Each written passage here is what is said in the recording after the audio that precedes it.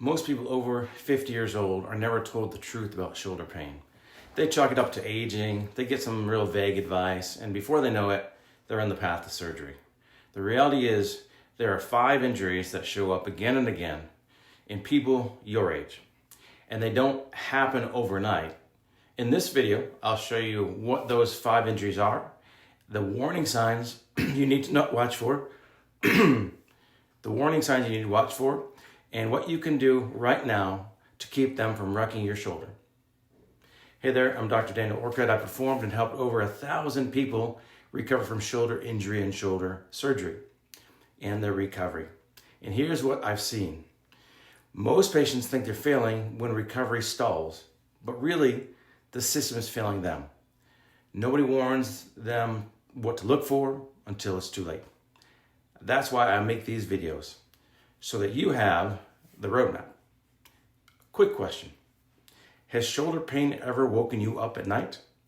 Just drop a yes or a no in the comments. I want to see how many people this is affecting. How many people have been through that? Because it's one of the earliest warning signs I see. Okay, so first up, the rotator cuff tear. Everyone's heard of it, but most don't realize that it usually starts. It's not one big dramatic injury, occasionally can be, but usually in our age group is a slow thinning of the tendon as we age. Less blood flow to keep it healthy. The red flag, pain at night, especially when you roll onto that shoulder. Weakness when you're reaching overhead. I had one patient who blamed her mattress for months. She bought 3 different ones and 3 different pillows before realizing it wasn't actually the bed at all. It was her shoulder. The mistake is pushing through thinking you just need to get stronger. You just need to give it more time. That's how small tears turn into complete tears, and that needs surgery. The fix? Strengthen your rotator cuff in the muscles around your shoulder blade in a controlled way. And if night pain won't quit, don't ignore it. That's not just aging. And before we move on, I put together 2 free tools for you. If you're dealing with shoulder pain, grab the shoulder pain checklist. It'll help you sort out the pain. What's normal, what's not. And if you're getting ready for surgery, I've got the Preop checklist. It helps you walk through the steps to get ready for surgery, to prepare for surgery. Both are linked below. Just pick whichever one fits your situation, and then we'll go from there. Frozen shoulder or adhesive capsulitis is the second one. This is a classic. Happens, anywhere from 40 to 60s. Risk is higher if you have diabetes or thyroid disease. Here's a tip off. You reach behind to touch your shirt, fasten your bra, and you can't. First, it's not pain, it's just stiffness. I had a man who once joked he couldn't scratch his back anymore, but he wasn't laughing when the stiffness really got worse. People ignore it, thinking it will just kind of work itself out. But if you let that shoulder stay immobile, the capsule literally shrinks. It shrinks down. The prevention? Keep your shoulder moving. After a small injury or even surgery, don't baby it for months. Motion is lotion, they say.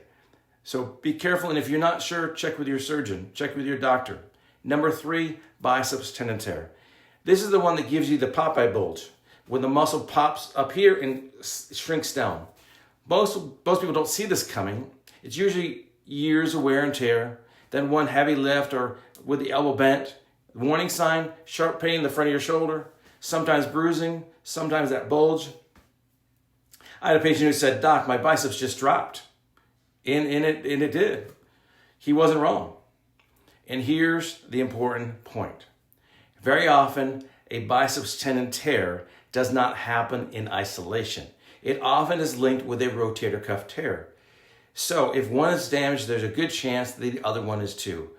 So make sure you get this checked out. To prevent this, balance the workload. Don't rapidly overload the biceps with big curls, with uncontrolled movements, and don't ignore your stabilizers. And don't let your ego pick up the heaviest box in the garage. That's how these things usually happen. Fourthly, shoulder arthritis. People know about knee arthritis and hip arthritis, but shoulder arthritis often gets misdiagnosed as rotator cuff trouble. The arthritis means that the cartilage is thinning and the bone rubs on bone. Simply, we get some grinding, some stiffness, pain with everyday activity. Like when we reached the cabinet, I had a patient tell me once, "Doc, you ought to put a grease fitting in front of my shoulder so you can squirt some, lube it up when it gets stiff and sore." And that's kind of what shoulder arthritis feels like. That's what it feels like to people. Prevention is about modification, not stopping life, keeping the muscles around the joint strong, and don't ignore stiffness. And know this isn't just old age and you can't do anything about it. You have more control than you think. And finally, number 5, shoulder impingement. Think of this as kind of the gateway injury. Pain with reaching, pain with overhead, or when you reach behind you, or when you pull on the jacket or the seat belt. It's tendons getting pinched under the bone. And many people think this is weakness, so they push harder, and that's wrong. That's how you turn impingement potentially into a full thickness tear.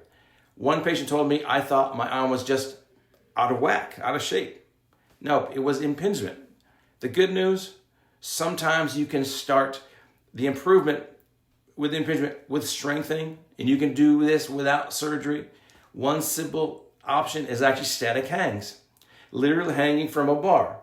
Create more space, kind of reshaping that bone. I actually have a separate video walking through this exact concept. I'll link that to that below. You have to make sure you can do it safely and carefully. So if you want to check it out, it's down below.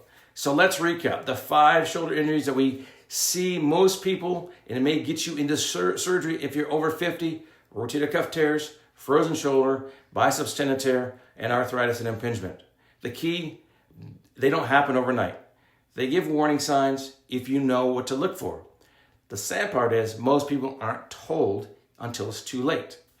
They're not failing the system, just never gave the tools, the map.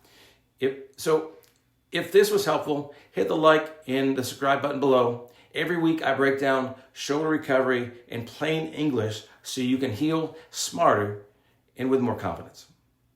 Thank you, and we'll see you next time.